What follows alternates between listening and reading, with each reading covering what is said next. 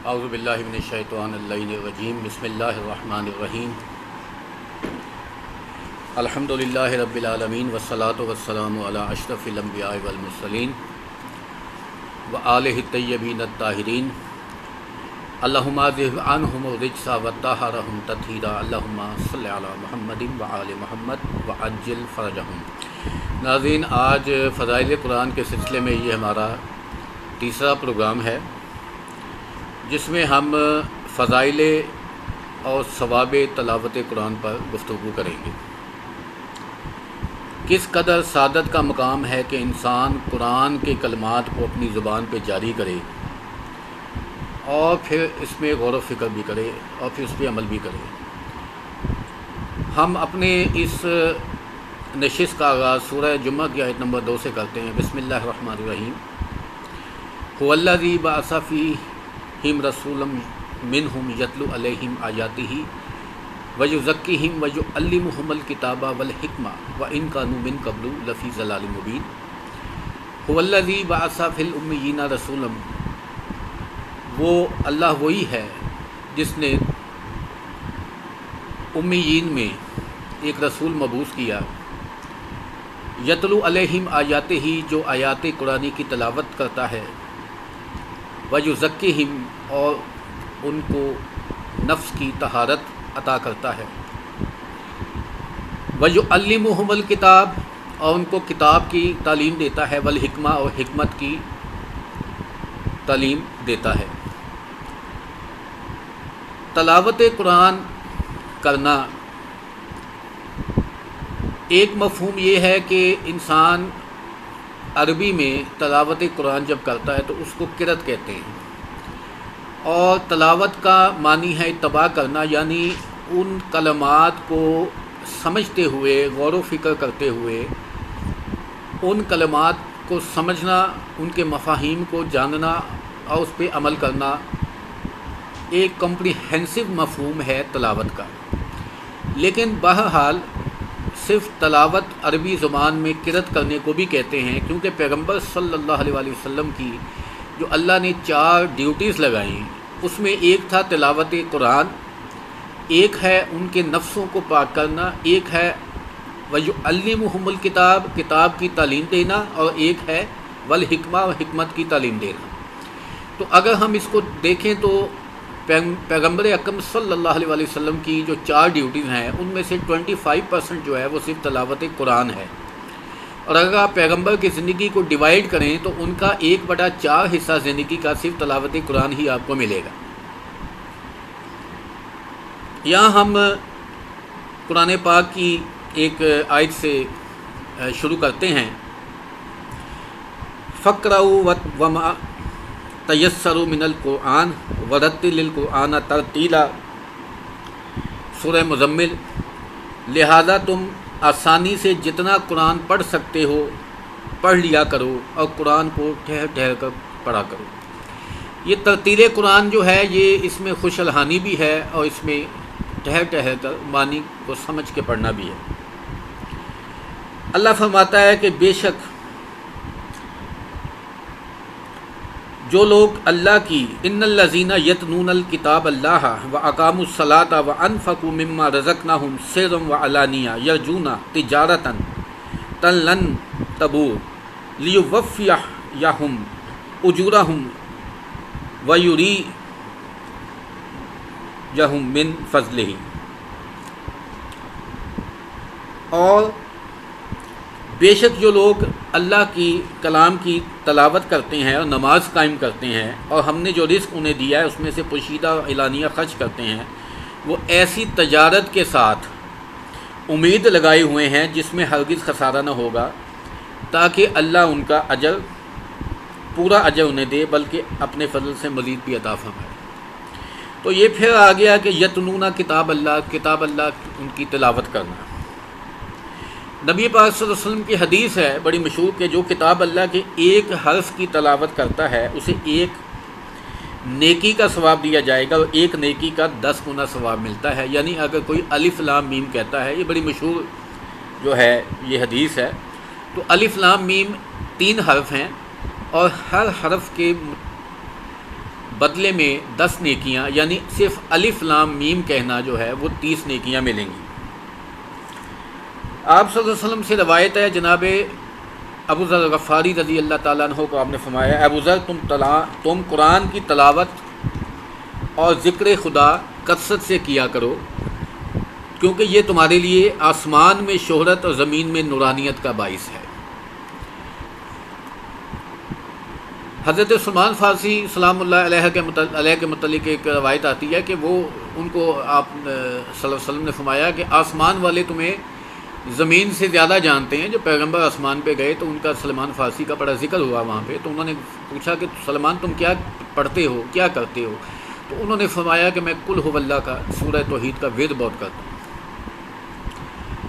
اب یہ کہ قرآن کتنا پڑھنا چاہیے، اس کے متعلق مختلف جو ہیں ہمارے پاس روایات ہیں۔ ایک روایت ہے امام محمد باقر علیہ السلام سے کہ جو ایک رات میں 10 آیات کی تلاوت کرے اسے غافلین میں شمار نہیں کیا جائے گا، یعنی کہ اسے غافل نہیں سمجھا جائے گا کہ وہ اپنی عاقبت سے، اپنی آخرت سے غافل ہے، ایسا نہیں سمجھا جائے گا۔ ایسے ہی ہے کہ جو شخص اپنا کفن اپنے گھر میں رکھتا ہے خرید کر، وہ غافلین میں شمار نہیں ہوتا، یعنی کہ وہ الرٹ آدمی ہے جو اس کو پتہ ہے کہ میں نے اس دنیا سے جانا ہے اور اس کے لیے وہ تیاری کر رہا ہے۔ اور جو 50 آیات کی تلاوت کرے اسے ذکر خدا میں مشغول رہنے والوں میں شمار کیا جائے گا، یعنی ذاکرین میں اس کا شمار ہوگا۔ تو آپ نے دیکھا کہ 10 آیات جو ہیں وہ غافلین سے نکلتا ہے، اور جو 50 آیات اس کے بعد کا درجہ ہے اس میں وہ ذاکرین میں شامل ہوتا ہے۔ آگے فرماتے ہیں جو 100 آیات کی تلاوت کرے اسے عبادت گزاروں میں شمار کیا جائے گا، اب وہ عابدین میں شمار ہو گیا۔ جو 300 آیات کی تلاوت کرے اسے کامیاب لوگوں میں شمار کیا جائے گا، جو فلاح پا چکے ہیں۔ اور جو 500 آیات کی تلاوت کرے گا اسے راہ خدا میں جہاد کرنے والوں میں شمار کیا جائے گا، یعنی کہ جو روزانہ 500 آیتیں پڑھ رہا ہے، اس کا مطلب ہے کہ وہ دن رات جہاد خدا میں، قتال فی سبیل اللہ میں مشغول ہے۔ اور جو 1000 آیات کی رات کو تلاوت کرے گا وہ ایسا ہے جس نے کثیر مقدار میں سونا راہ خدا میں دیا ہو۔ تو یہ درجات ہیں، آپ ضروری نہیں ہے کہ آپ 1000 آیت پڑھیں، آپ 10 پڑھ سکتے ہیں، آپ 10 سے شروع کر سکتے ہیں، 50 تک لا سکتے ہیں۔ آگے 50 کی حدیث آئے گی جس میں ذکر آئے گا۔ اب امام جعفر صادق علیہ السلام فرماتے ہیں کہ تم قرآن کی تلاوت ضرور کیا کرو، کیونکہ جنت کے درجات قرآنی آیات کے برابر ہیں۔ اب درجات قرآنی یعنی کہ 6000 سے کچھ زیادہ جو آیات قرآن میں موجود ہیں، تو اتنے ہی درجات قرآنی ہیں۔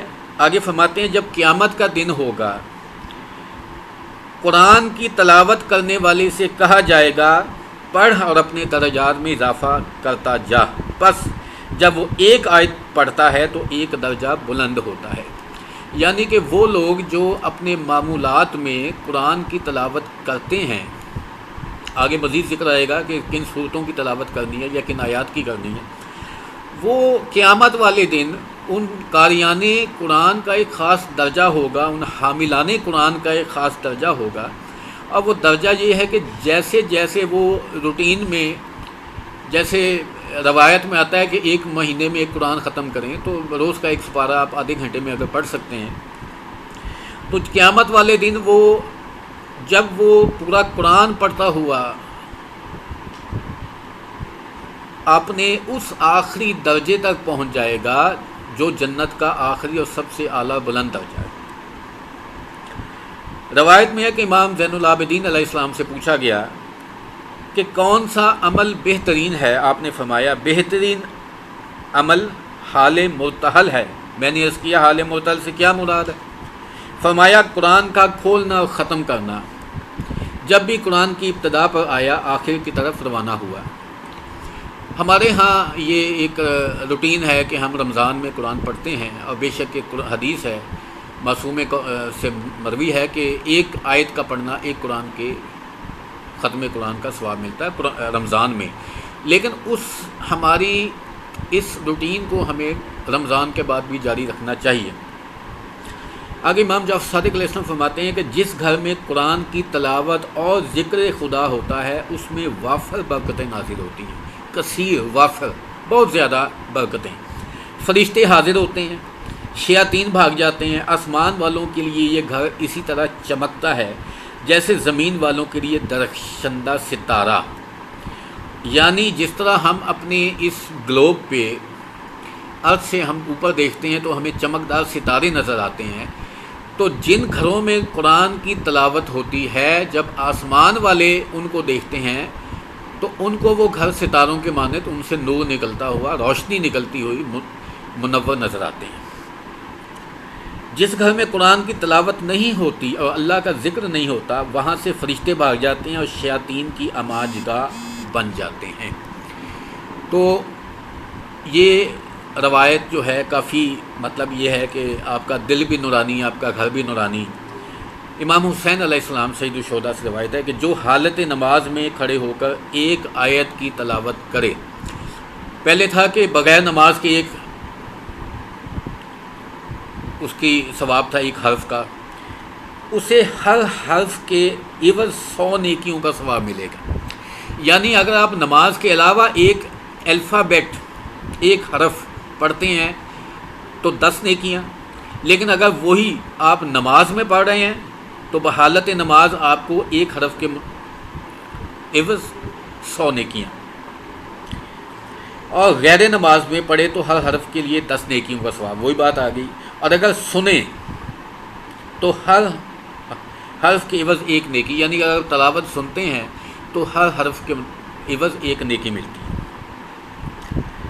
اس کے بعد کچھ روایات قرآن پاک کی اور ہم آپ کے سامنے، یہ تفسیر انوار النجف ہے جس میں سے آپ کے سامنے گزارش کریں گے کہ تلاوت قرآن، جیسا کہ امام جعفر صادق علیہ السلام نے فرمایا کہ قرآن مخلوق کی طرف سے اللہ کا عہد ہے، یعنی وہ عہد نامہ ہے جو اللہ نے اس کو دیا ہے۔ مسلمان کو چاہیے کہ وہ اپنے اس عہد کو مد نظر رکھے، فوکس کرے اس پہ، اور ہر روز اس کی 50 آیات کی تلاوت کرے۔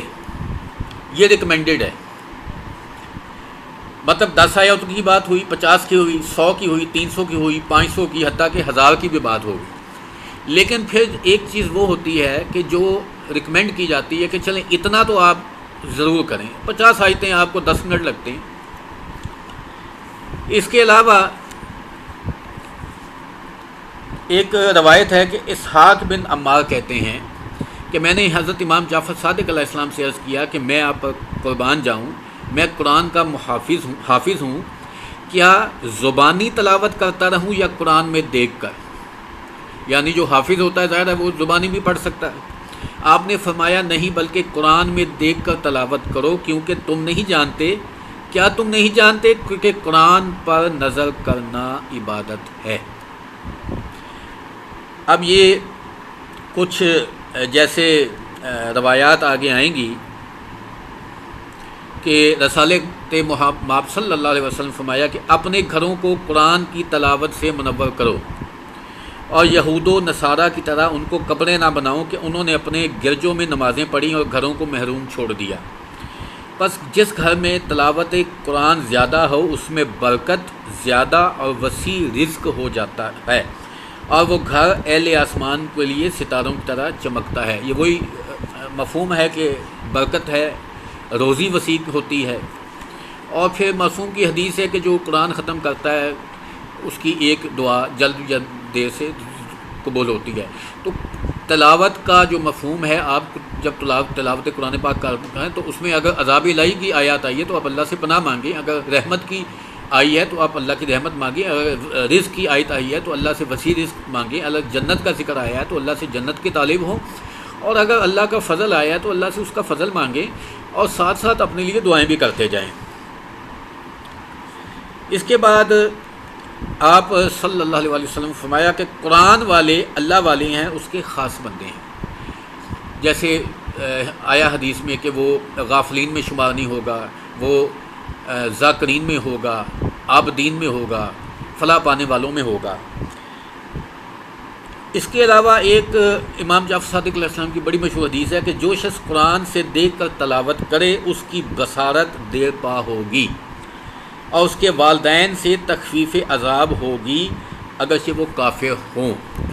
اس میں دو مطالب ہیں، ایک یہ ہے کہ انسان کی اگر آئی سائٹ ویک ہو چکی ہے یا اگر نہیں ہوئی، ان آئیدر کیس اگر وہ قرآن کو دیکھ کر پڑھتا ہے تو ہوگی نہیں، اور اگر ہو چکی ہے تو مزید خراب نہیں ہوگی، اور ممکن ہے کہ بہتر بھی ہو جائے۔ امیر المومنین علیہ السلام سے بھی اچھا، اور دوسرا اس میں کہ والدین سے تخفیف عذاب ہوگا کہ اگر وہ چاہے کافر ہوں، مطلب یہ ایک بڑا اس میں پلس پوائنٹ ہے۔ امام جعفر صادق علیہ السلام فرماتے ہیں کہ قیامت کے دن تین چیزیں اپنا اپنا شکوہ اللہ کی بارگاہ میں کریں گی۔ وہ مسجد غیر آباد جس میں کوئی نماز نہ پڑھتا ہو، وہ عالم جو جاہلوں کے درمیان ہو اور اس سے مسائل دینیہ نہ پوچھیں، وہ لٹکایا ہوا قرآن جس پر غبار پڑتا رہے اور کوئی اسے تلاوت نہ کرے۔ اتنے افسوس کی بات ہے کہ اگر ہمارے گھر میں قرآن موجود ہے اور ہم نے اس کو صرف اسی لیے رکھا ہوا ہے کہ رمضان میں پڑھ لیں یا صرف ثواب ہی حاصل کریں یا ایصال ثواب کے لیے، مرحومین اور مغفورین مومنین کے لیے، اور اس کے علاوہ یہ ایک مینول ہے جس سے آپ نے دیکھنا ہے کہ آپ نے ہاؤ ٹو لیو، کیسی زندگی گزارنی ہے۔ آپ قرآن کو پڑھنا شروع کریں، اس کا ترجمہ پڑھنا شروع کریں، اس کی تفسیر پڑھنی شروع کریں، اس کی تلاوت کریں۔ اس کے بعد مزید ہے کہ یہ حدیث آ چکی، امام جناب رسول خدا صلی اللہ علیہ وسلم نے فرمایا کہ علی ابن ابی طالب کی طرف نظر کرنا عبادت ہے۔ یہ بڑی مشہور حدیث ہے۔ نرمی اور مہربانی سے ماں باپ کی طرف نظر کرنا عبادت ہے، قرآن پاک کو دیکھنا عبادت ہے، اور خانہ کعبہ کی طرف نظر کرنا عبادت ہے۔ یہ چار عبادتیں مفہوم آ گئی۔ ناظرین، یہ ساری گفتگو کا جو حاصل ہے وہ یہ ہے کہ آپ میں ایک اشتیاق پیدا کیا جائے کہ آپ روزانہ قرآن کا کچھ حصہ ضرور پڑھیں، اور اگر سمجھ کر پڑھیں وہ بہت بہتر ہے۔ اگر آپ ایک مہینے میں ایک قرآن پڑھ لیتے ہیں، ایک مہینے میں اگر آپ ایک قرآن پڑھ لیتے ہیں تو آپ ایک معصوم کو ہدیہ کر دیں، اور اگر آپ 12 مہینے میں، چلیں 11 مہینے کی میں مثال دیتا ہوں، تو 11 قرآن آپ پڑھ لیتے ہیں، اور رمضان میں آپ 3 قرآن پڑھ لیں تو آپ 14 معصومین کو ہدیہ کر سکتے ہیں۔ اس کے جو برکات اور اس کے جو حاصلات ہوں گے وہ تصور اور شمار میں نہیں لائے جا سکتے۔ امام جعفر صادق علیہ السلام فرماتے ہیں، مجھے قرآن کا گھر میں رکھنا محبوب ہے کیونکہ اس کے ذریعے سے خداوند شیاطین کو دور کرتا ہے۔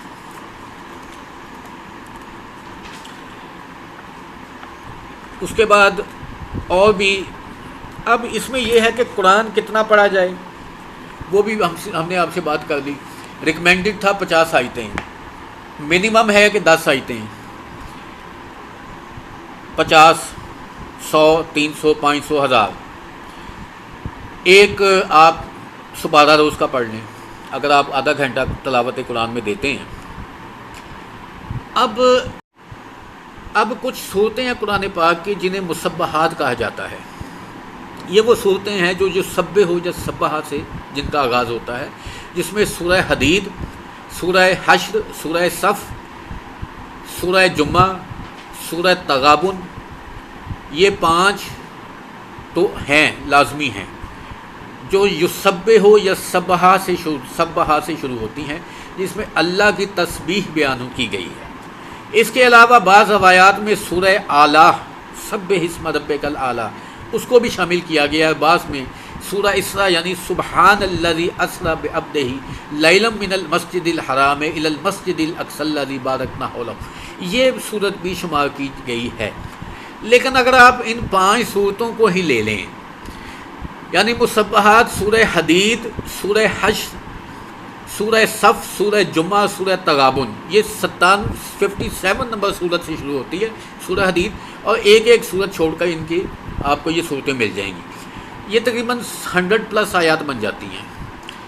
ٹینشن، بیماری، انزائٹی، نیند کا نہ آنا، یہ ان تمام مسائل کا حل ان مسبحات کی تلاوت میں ہے۔ نبی پاک صلی اللہ علیہ وسلم روزانہ سونے سے قبل ان مسبحات کی تلاوت فرماتے تھے، اور جو شخص ان کی مسبحات کی تلاوت کرے گا وہ رسول خدا کے ساتھ ان کے حجرے میں ہوگا۔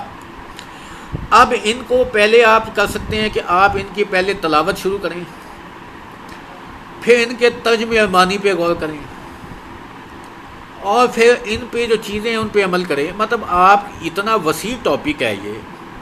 اب میں آپ کو ایک سورہ حدید کی ایک آیت ہے، هو الاول والآخر والظاہر والباطن، اس میں یہ جو اسماء حسنہ اللہ کے آئے ہیں، اس میں اگر ہم اول والآخر کو صرف ڈسکس کریں تو امام علی فرماتے ہیں کہ وہ ایسا اول ہے، بلکہ صحیفہ کاملہ کی بھی آپ اگر دعا اٹھائیں تو وہ بھی پہلی دعا ہے کہ وہ ایسا اول ہے کہ جس سے پہلے کوئی اول نہ تھا، ایسا آخر ہے جس کے بعد کوئی آخر نہ ہوگا، وہ ایسا ظاہر ہے، وہ اتنا ظاہر ہے جیسے ہم اس کی مخلوق میں سے سورج کو نہیں دیکھ سکتے، اس کی تاب نہیں لا سکتے، تو نور خدا کی ہم تاب کیسے لا سکتے ہیں؟ ہم خدا کو، یہ رویت خدا کا ایک ٹاپک ہے جس میں ہم جانا نہیں چاہ رہے۔ لا تدرکہ الابصار وہو یدرکہ الابصار، سورہ نام کی آیت ہے کہ اللہ کو بصارت، تمہاری بصارتیں اس کو نہیں دیکھ سکتی، وہ تمہیں دیکھتا ہے۔ تو خدا کو نہ اس دنیا میں دیکھا جا سکتا ہے، نہ آخرت میں دیکھا جا سکتا ہے، اس کو صرف اپنے قلبی اور روحانی جہتوں سے محسوس کیا جا سکتا ہے، ان حواس خمسہ سے بھی اللہ کو محسوس نہیں کیا جا سکتا۔ جب امام علی سے پوچھا کہ یہ ہم اللہ اکبر کہتے ہیں اور ہاتھ اٹھاتے ہیں تکبیرۃ الاحرام میں، تو امام نے فرمایا کہ یہ جو 5 انگلیاں ہیں، اس سے ہم یہ اعتراف کرتے ہیں کہ ہم اپنے جو 5 حواس خمسہ ہیں اس سے اللہ کا دراک نہیں ہو سکتا، وہ ایسا ظاہر ہے، ہم اس کو دیکھ نہیں سکتے، اور اس کا یہ نہ دکھنا ہی اس کا باطن ہے۔ اب یہ بڑی ایک ڈیٹیل ہے، ہم جب سورہ مسبحات پہ آئیں گے۔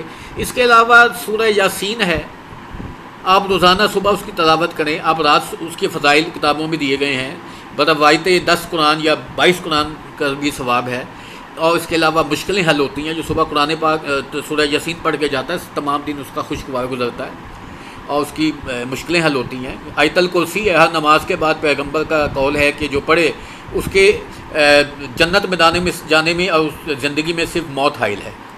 تو ہر نماز کے بعد آپ آیت الکرسی کا ورد جو ہے وہ اپنی معمولات میں لازمی شامل کریں۔ سورہ ملک جو معنی عذاب قبر ہے، تورات میں بھی اس کا نام سورہ ملک ہے، اور یہ عذاب قبر اور فشار قبر سے محفوظ رکھتی ہے، خود تلاوت قرآن فشار قبر سے محفوظ رکھتی ہے۔ سورۃ الواقعہ ہے جو شب جمعہ پڑھے امام علی ابن ابی طالب کے دوستوں میں شمار ہوگا، اور رزق کی وسعت اور برکت ہے۔ سورہ رحمان ہے۔ اس طرح مختلف سورہ قرآنی ہیں جن کی تلاوت کے ثواب اپنی جگہ موجود ہیں، ان کو نظر انداز نہیں کیا جا سکتا، لیکن کوشش کریں کہ ان کی تلاوت کے ساتھ ان کا مفہوم بھی ذہن میں رکھیں۔ تو ناظرین، آج کی اس گفتگو میں ہم نے قرآن کی تلاوت اور اس کے فضائل اور اس کے ثواب، آپ ایک چھوٹا سا قرآن منی سائز کا ملتا ہے، وہ اپنی گاڑی میں رکھ لیں، جہاں آپ کہیں کسی کا ویٹ کر رہے ہیں، جہاں آپ کسی انتظار گاہ میں بیٹھے ہیں، آپ قرآن پاک میں شیئر ٹول کٹ ہے یا اور جو ہے، آپ قرآن کی تلاوت کریں۔ آپ جتنا کوشش کریں اپنے آپ کو، جب آپ مانوس ہو جائیں گے، آپ کا ایک ربط قائم ہو جائے گا قرآن سے، تو پھر قرآن آپ کو خود مجبور کرے گا کہ میری تلاوت کرو۔ تو ناظرین، اس دعا کے ساتھ کہ پروردگار عالمین ہمیں اپنی اس حامی آخری کتاب کی تلاوت اور اس کو سمجھتے ہوئے اس پہ عمل پیرا ہونے کی توفیق عطا فرمائے۔ انشاءاللہ اگلے درس میں کچھ آیات کی تقسیم بندی کی ہم کوشش کریں گے کہ قرآن کی آپ کو تعارف کروا دیں، اور اس کے بعد انشاءاللہ پھر سورۃ الفاتحہ کے فضائل سے ہم قرآن کی باقاعدہ تفسیر کا آغاز کریں گے۔ والسلام علی المرسلین والحمد للہ رب العالمین۔